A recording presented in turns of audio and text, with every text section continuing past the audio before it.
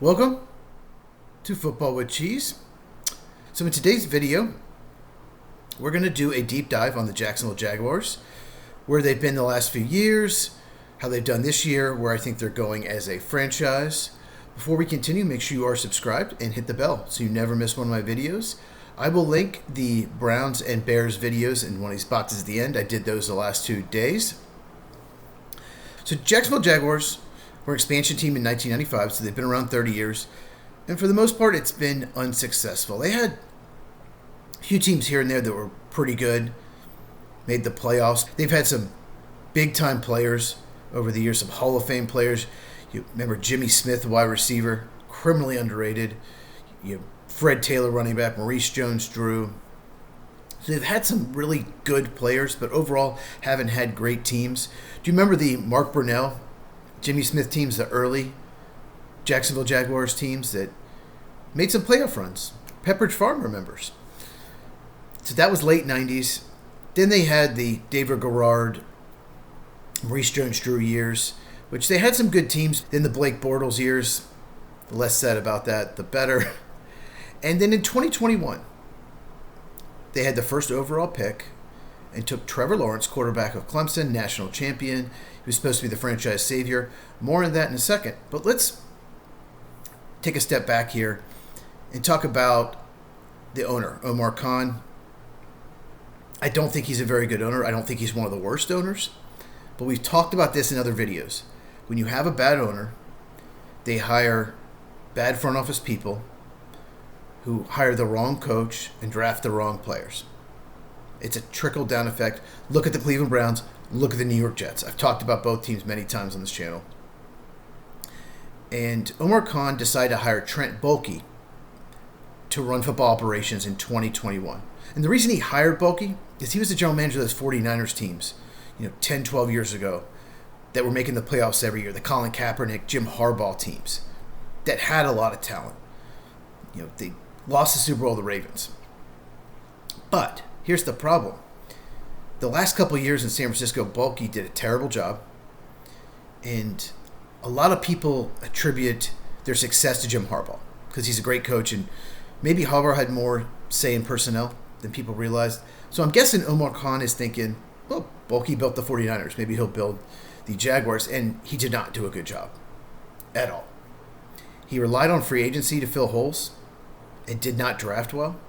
He made some colossal mistakes, taking Travion Walker first overall instead of Aiden Hutchinson. Can you imagine the pass rush they would get if they had Aiden Hutchinson on the left side? They already have Josh Hines-Allen on the right side. Josh Hines-Allen is having a tremendous year.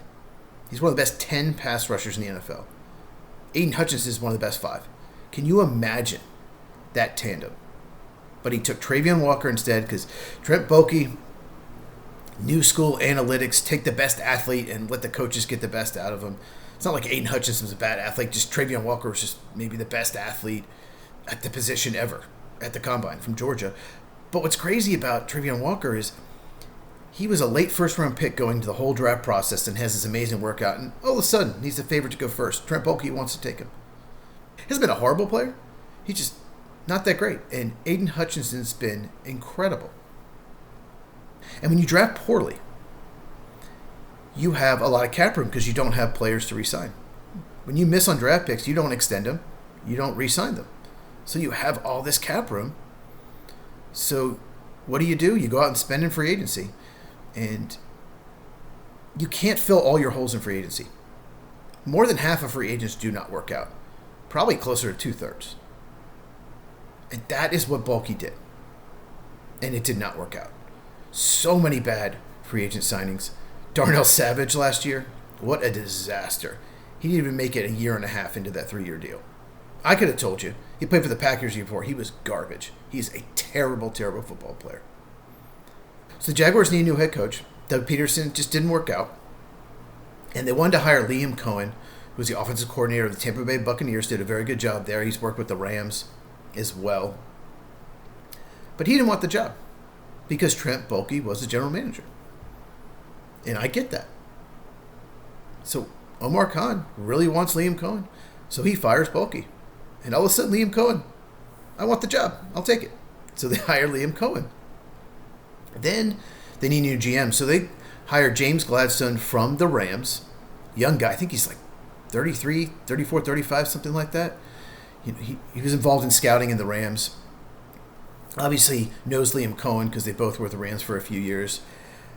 And the Rams are one of the most well-run franchises in the NFL. They won the Super Bowl 4 years ago. They're one of the best teams in the NFL this year. And when they hired Gladstone, I'm thinking, okay, he's going to focus more on the draft. Stop signing all these free agents that aren't that good. And maybe trade down a bunch, build through the draft. And when you're a new GM, you have at least 3, maybe 4 or 5 years to turn things around. So if I'm a new GM, I'm trading down. I'm loading up on draft picks next 2 years, building through the draft. It's cheaper, and it's been proven success. Most teams that win Super Bowls have a core built through the draft. But James Gladstone had other ideas. Jacksonville has the 5th pick, and right before the draft, the day of, they're reporting all over NFL Network and ESPN that Gladstone wants to make this big splash move. He wants to make a big splash move. Jacksonville Jaguars need to do some kind of big move to get over the hump. It's like, well, you're picking 5th, so you're a bad team. So he trades up from 5 to 2 and gets Travis Hunter. Okay, I get it. Heisman Trophy winner, plays cornerback and wide receiver. Made sense at the time. If he can play both positions, okay. So they don't have a first rounder this year coming up. So he has to play 2 positions. He has to be worth 2 first-round picks. Not only 2 first-round picks, a top 5 pick, and probably a pick in the teens. And Travis Hunter's hurt right now. He didn't play as many snaps as people thought. He was inconsistent as a wide receiver. I don't think most of it was his fault. They put him in the slot a ton, which he never played at Colorado. He's always been an outside wide receiver. I guess they wanted to play other receivers like Brian Thomas Jr. outside. Okay. And Jacksonville has gotten next to nothing out of this draft, except for what Travis Hunter's given him. Even Baishal Tutin, a pick I liked a lot in the 4th round, I thought they'd play him a lot. I know Travis Etienne's playing really well, but after they traded Tank Bixby, I thought Baishal Tutin would be a big part of this team, and he just has not. Now, besides the draft, what did James Gladstone do? The exact same thing Trent Baalke did. Go out and spend in free agency, sign players that aren't that great. I call them replacement level players. And what a replacement level player is, I've talked about this in other videos, is someone you can get in the middle rounds, maybe rounds 3, 4, 5, as far as production and talent. But instead, you pay them 8, 11, 13 million a year in free agency. That level of talent, you can get him in the 4th round. And that's what James Gladstone has done. Here's some people he signed. Patrick McCarry, guard. He's not that good. Eric Murray, Jordan Lewis, defensive backs. Okay. Jordan Lewis has been probably above average. Eric Murray, replacement level. Robert Hainsey, center. Diami Brown, 1-year deal. Diami Brown was never good for Washington until the playoffs last year, late in the season. And he has not been good this year. I do like the Dennis Gardeck signing, the Barbarian. That's his nickname. But these are replacement level players. And if you trade down from 5, if you load up on draft picks, you can add maybe a 3rd, 4th, and 5th round pick, moving down 10, 11 spots. Not even. Maybe 6, 7 spots. And you could have drafted a corner, a safety, a couple interior offensive linemen, a wide receiver. Yes, you wouldn't have Travis Hunter. But that is what I thought James Gladstone would do. It just feels like it's another Trent Baalke making a mistake. I still think Travis Hunter can be a really good wide receiver. I don't think he's going to play both ways most of his career. He's already hurt. So you basically give up 2 first-round picks for a wide receiver. A very good wide receiver, very talented. I get it. And went out and signed free agents that aren't that good. All right, now let's talk about Trevor Lawrence. I mentioned he was the first overall pick in 2021. I would have taken him first overall. He was an incredible college player at Clemson. One of those once every 5-year prospects, at least we thought so. And under Urban Meyer, we got to talk about that. His first year, he really struggled. Urban Meyer, what a dumb move by Omar Khan. Urban Meyer, if you didn't know, coached Florida, Ohio State, and others. Won national championships with other coaches' players. Didn't recruit behind it, and then said, I have some kind of illness. I can't coach. Goes out on top. makes it look like he's the amazing coach. I don't know why Omar Khan thought he would be a good NFL coach. It was an absolute disaster. Maybe the worst hire in NFL history as far as head coaching. Anyway, Trevor Lawrence struggles. But then in 2022, especially in 2023, he showed you something. Trevor Lawrence has talent. He has arm talent. He can make some throws that a lot of quarterbacks cannot make. And he still makes those at times. But the last 2 years, and especially this year, he has regressed. He also makes some throws like, what are you doing? Some horrible throws. Or have a guy wide open and miss him by 5 yards. There's an analytical stat I love. Completion percentage over expected. We talk about it in the Bears video, Caleb Williams. And despite all the drops from wide receivers this year, which should help your CPOE, Trevor Lawrence is one of the worst in the NFL in completion percentage over expected. He's missing open guys. That's basically what it means. He's a bad quarterback, at least this year. He's not been good. And if you just watch the highlights, it looks like he's still pretty good. Because he does make some good throws. He can make plays because of the arm talent. But a lot of the other plays, what are you doing? It's not a great offensive line. There's a lot of drops. Brian Thomas Jr. does not want to catch the ball over the middle. And that's another thing about Trevor Lawrence. He puts his receivers in harm's way more than any quarterback I've ever seen. If you watch Peyton Manning and Aaron Rodgers, their receivers almost never get concussions, never take big hits. Because they understand, I cannot put them in harm's way. I know Trevor Lawrence throws the ball over the middle more, which is more likely to get hits. But Brian Thomas Jr. does not want to catch the ball over the middle anymore. Because Trevor Lawrence keeps putting him in harm's way. And BTJ was one of the best rookie receivers in the NFL last year. Hey, he's not been good this year, and I think he's frustrated. I'm not defending him. He should be better. Sometimes he doesn't always look like he wants to catch the ball. But that situation's a mess.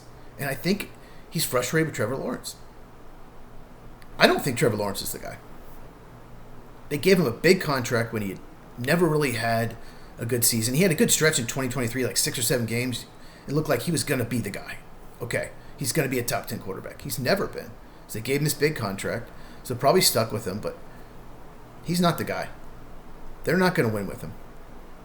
It's really a mess. If you expect Liam Cohen just to come in here and make him a Pro Bowl quarterback, it's not going to happen. But overall, they probably overachieved this year at 5-4. Just looking at the roster, Parker Washington, he's okay. Gets a lot more targets than he should. We talked about Brian Thomas Jr. Travis Hunter's hurt. The offensive line's not very good. There's not one offensive lineman you can say he's really good.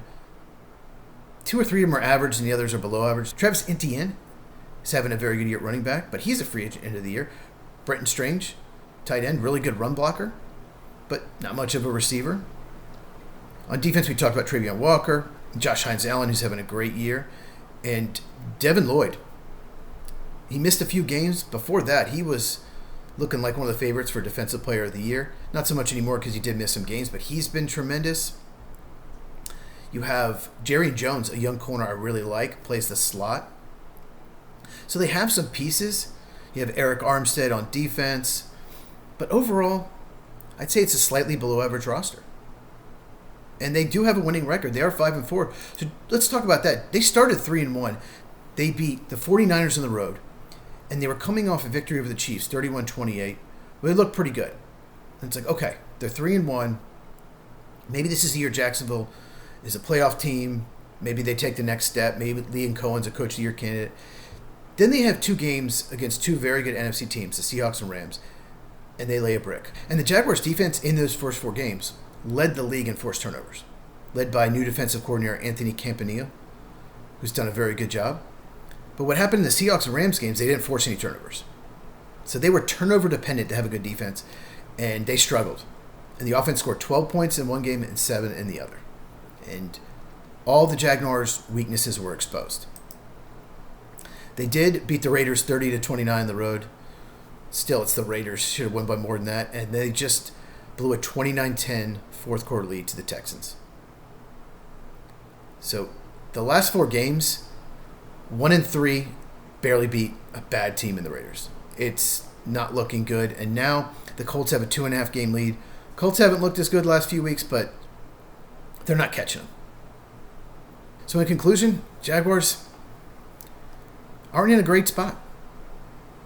They cannot keep signing free agents that aren't very good to try to fill holes. They've got to maybe step back for a year or two. We're not going to be good.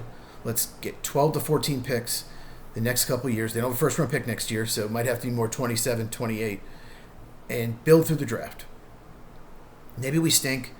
Maybe in 27, 28, draft a new quarterback because Trevor Lawrence isn't the guy. But I just do not see a team that's going to compete for a Super Bowl anytime soon. So let me know in the comments. Do you agree with me? Am I being too harsh on the Jaguars? Do you like Liam Cohen as the head coach? I think he's a good head coach, but doesn't have a great team right now. So let me know in the comments. If you enjoyed this, please give me a thumbs up. Really helps out the channel. Every Tuesday night, me and Mike, Lights Out Podcast, 8 Eastern, 5 Pacific, where we talk, of course, NFL, but we also do MLB and college football as well. Please share this with anyone who loves football. I cover all 32 teams on this channel, talk about college football as well, and big focus on the NFL draft. If you have not, check out these videos, and I'll see you in the next one.